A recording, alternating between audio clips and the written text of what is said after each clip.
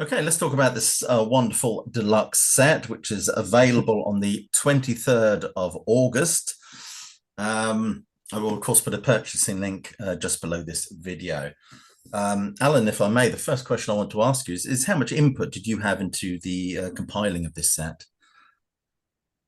Um, well, insofar as we went through every single tape from the period, just to see what was relevant for a box set release, and that included a lot of demo material, rough mixes, Eric's songwriting diaries, and so on.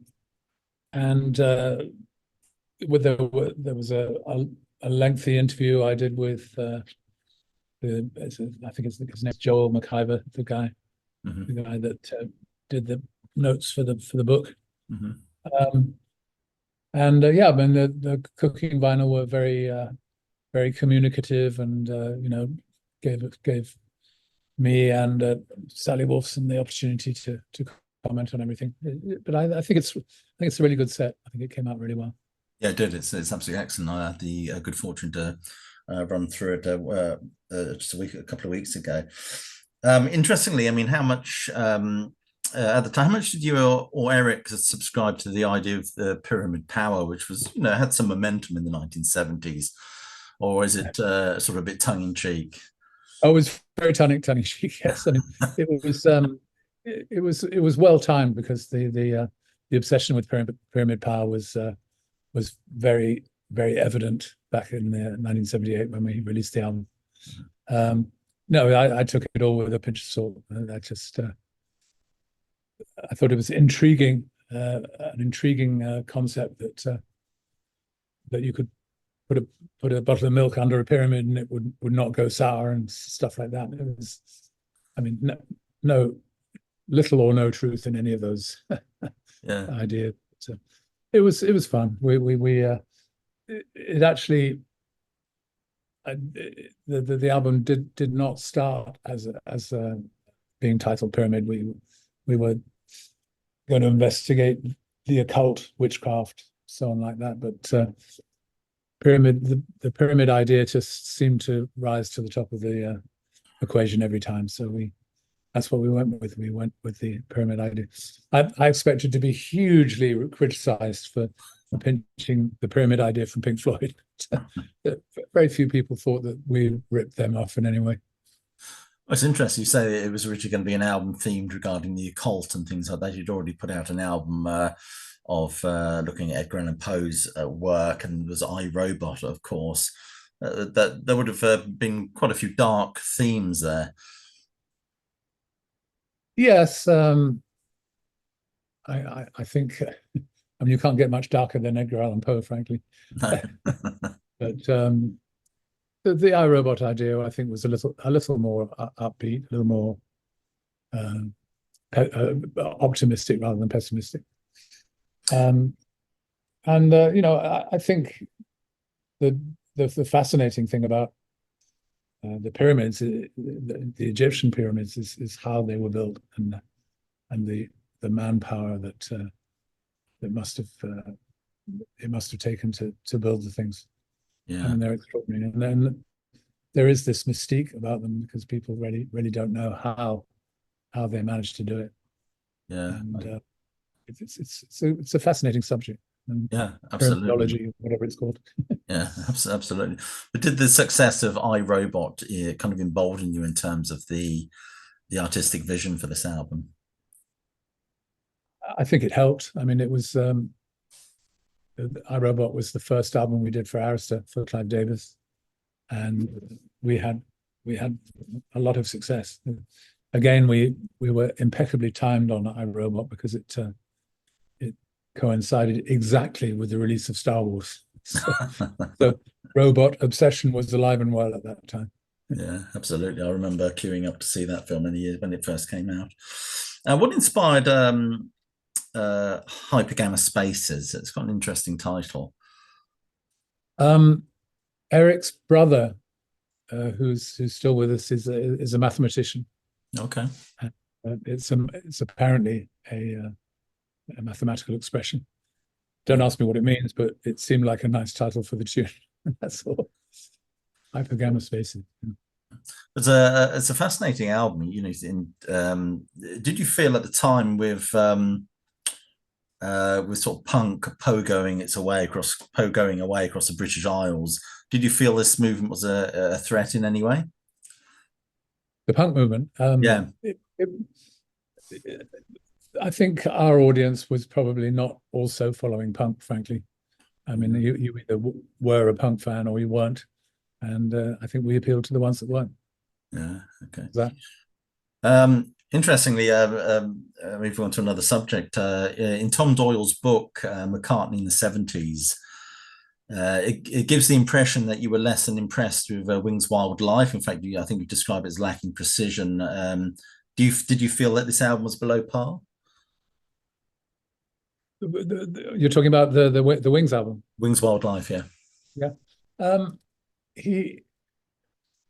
Paul was famous for being a perfectionist with the Beatles. I mean, spending literally days and days to get the perfect mix at the when things were done. Hours and hours doing vocals, hours and hours doing every guitar overdub and so on. But Wildlife was much more sort of rough and ready, and I think he just wanted it to be just a band playing, and not a huge number of overdubs and embellishments. But having taken that attitude, I think it turned out well. But I think it could have been better if he had donated a little more time to precision and just making every element of the album great. So you wanted a kind of a rawer feel for that album, you think? I think that's what he's looking for. He wanted it to be a band and sound like a band playing. Yeah. How different was it working with Pink Floyd on Atom Heart Mother as opposed to working with Pink Floyd on Dark Side of the Moon? And what was Ron Geesin like to work with? What was one of the what? Sorry. And what was Ron Geesin like to work with? Ron Geesin. He was great. We had a session to do the brass intro, and I remember we had to scrap it and do it again. But he was a fun guy to work with. That was the first occasion that I'd actually worked with Pink Floyd as engineer. I did mix Atom Heart Mother. I was tape op for the rest of it, but they thought, well, I knew all the songs, I knew all the intricacies, all the overdubs that had happened. So they just thought it was a reasonable idea for this young, inexperienced engineer to do it, and that ultimately led to me being asked to do Dark Side of the Moon. What's the? Have you heard the latest? Have you heard the latest big news about Dark Side of the Moon? No, I haven't. What is the latest? I've remixed the 1994 Earl's Court concert in stereo, 5.1, and Dolby Atmos. All right, that's going to get a separate release, is it? In full cooperation with David Gilmour. So. Oh, excellent! When's that coming out? Probably it might be next year before it actually sees the light of day. David's got an album of his own coming out in October, September, I think, and he's on tour, so he's promoting that. So we don't want to overshadow the Dark Side remix with his touring plans. And what was your opinion of Roger Waters' version of Dark Side of the Moon that came out about a year ago? I've only heard Money. I haven't heard anything else. Does that speak volumes? I'm just baffled why he did it. So there was no need to do it. Yeah. The album speaks for itself. It's sold billions. Why change that? Why change the course of history in that respect? Yes, well, it's a good question. I think I get the impression Waters wanted to kind of produce his own sort of version of it. Maybe there was a subtext of him wanting to shove two fingers up at the rest of the band. I don't know. The politics between those guys is not great. I think. It's far from great. But I mean, how was the band on Atom Heart Mother as opposed to Dark Side of the Moon? Were they far more competent, I suppose, when it got to Dark Side of the Moon? They they had a very definite direction. When the Dark Side session started, the songs were all written. They'd already been performed a number of times in slightly different forms in some cases, but it was very focused. It was the song order was I think ready to go from day one. So I mean, it wasn't like most albums when you take bits of paper and move the titles around to see what works and what doesn't. But Right.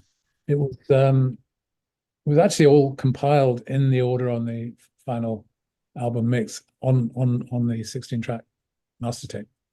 So the 16-track master tape was full of edits and, as I said, was in the correct running order on the multitrack. Did you feel that the band's touring commitments interfered with the recording of this album? Oh, I think it embellished it. I think Really? Why is that? I think having them play it live made the band tighter, Yeah. and would have translated into a better result on the record.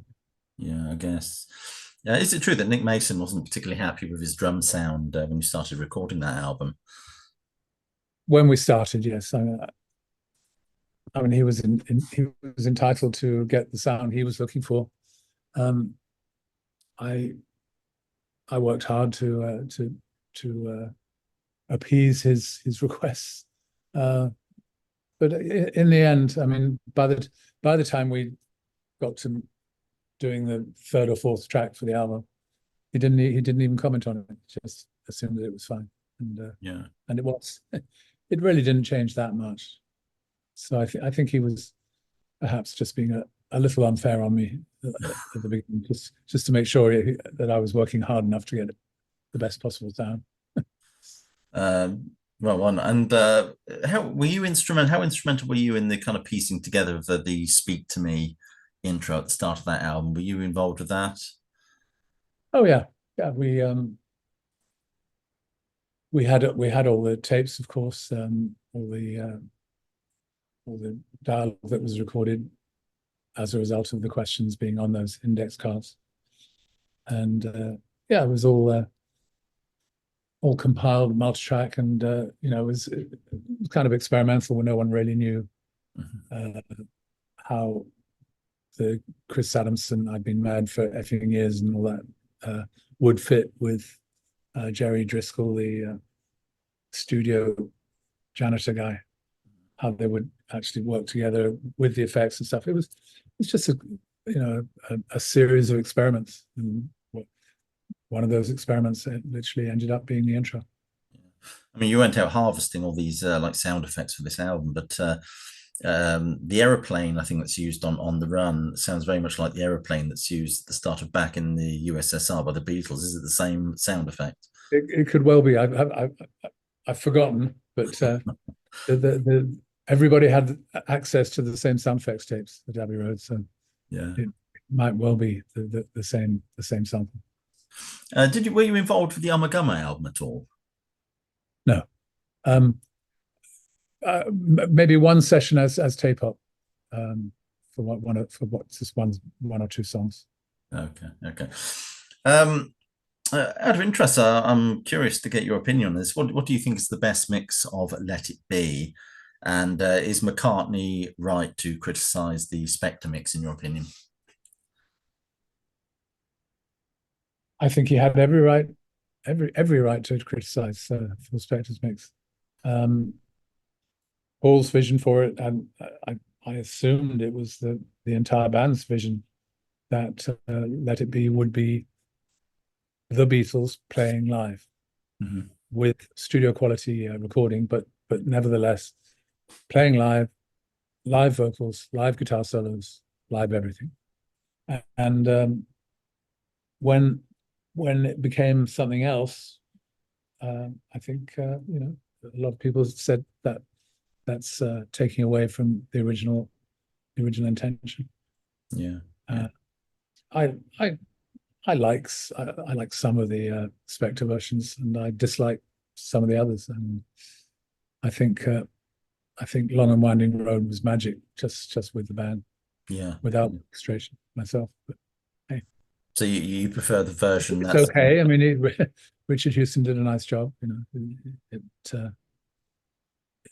it is almost a different song with the choir and orchestra and stuff. so in your opinion, Let It Be Naked was a welcome release. I think it was fun to hear it again in that form, which was the form that it was in when I worked on it. Yeah. Okay. How happy are you with the Get Back documentary, the Peter Jackson's documentary? I'm delighted with it because there was so little proof that I had any involvement in Let It Be at all. Mhm. And Peter Jackson, God bless him, found a bunch of shots that had been originally on the cutting room floor, which clearly showed me. And he was, I mean, incredibly kind and gracious to put my name on the screen Yeah. with some of the shots. So I'm extremely happy with it. I met him in the process of the final edit that he was doing. I think it turned out great. A little on the long side, but it turned out. Well, it's about I don't know. Isn't it three films about Yeah, pretty nine much. hours? It's a bit of a slog, isn't I, it? I went to a preview that they'd cut it right down. They did a preview at a cinema in Hollywood. Mhm. That felt good. It was like an hour and a half or something. It was fine. Do you feel we get a sorry, do you feel we get a better representation of the Beatles in the Peter Jackson documentary than the original film? Oh yeah, yeah. I think there were more long faces in the first film. Was that And deliberate? Do you think they were really did want to portray the Beatles as a bit of a soap drama, or was that I'm contrived? not I'm not the director in either case, so I can't really comment. But I think the Jackson movie comes across as being much more positive, Yeah, much more absolutely. optimistic. Yeah.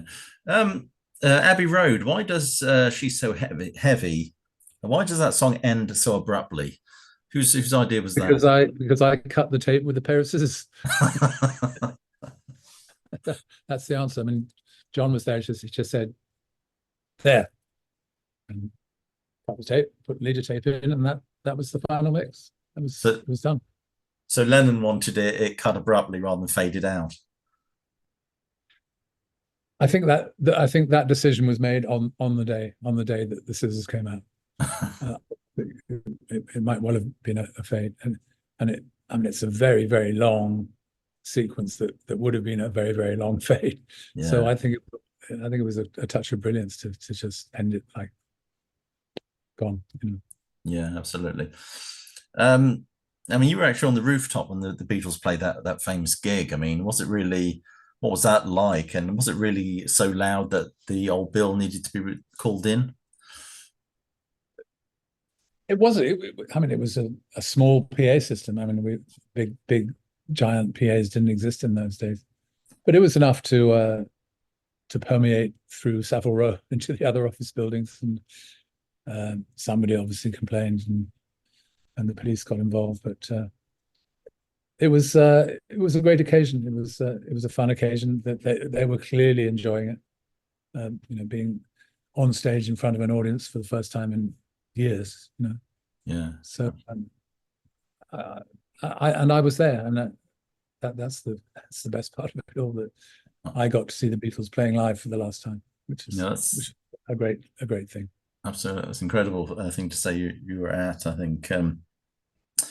While you're moving away from the Beatles, I'd like to ask you what prompted the decision not to include any orchestration from Andrew Powell on Vulture Culture. It's a good question. I'm not really sure why. I think I thought maybe that orchestration was out of character for the musical tastes of the time. I think we tried to be as modern as we could. I think the drum sounds were probably heavily influenced by other people's records. You know, the Simmons drums, for example. And everything was you know, the new buzzword was MIDI and synthesizers and sampling and stuff. So not using orchestra was just a decision to be, you know, fairly modern, I think. Yeah. Okay. I'm going to plug this box set again. Clever of you to notice that, but I don't think a lot of people will notice. Well, my brother, he bought that album when it first came out, and so we played it to death, all the grooves of it, and I loved that album, but I haven't heard it for about 30 odd years, so I don't know if I listen to it now whether it sounds very dated or very 1980s. I don't know. But it's not my favorite album, I have to say. But there's one or two good songs. I think Days and Numbers, the Traveller. That's a favorite from the album as far as I'm concerned. Well, but, I think we made better records. Yeah, I've just been very fond of that album. Of course, David Gilmour has recently de-80fied A Momentary Lapse of Reason. He's taken all those 1980s production affectations off it and presented the album anew. So there's a lot of bands, a lot of artists are doing that now, feeling sometimes that 80s production sounds very dated now, I guess. I don't know. But so I've not listened to the sound for 30 years. I don't know how it would sound to my ears now. But I remember thinking it was a great record at the time. Oh, I'm glad you liked it. Well, let's talk about this record. I'll just plug this again. This is the wonderful Alan Parsons project Pyramid Deluxe Set, which comes out on the 23rd of August. And as I said, there is a purchasing link just below this video, so do check that out. Alan, I'd like to thank you so much for your time, for talking to this channel. And I don't know what time it is where you are now. It's what time is it where you are? Mid-morning. It's approaching 11:30. Oh, well, it's evening, getting to late evening here. Anyways, you enjoy the rest of your day. Thank you very much. Thank you. Thanks so much. Okay. All the best. Bye-bye. Thanks.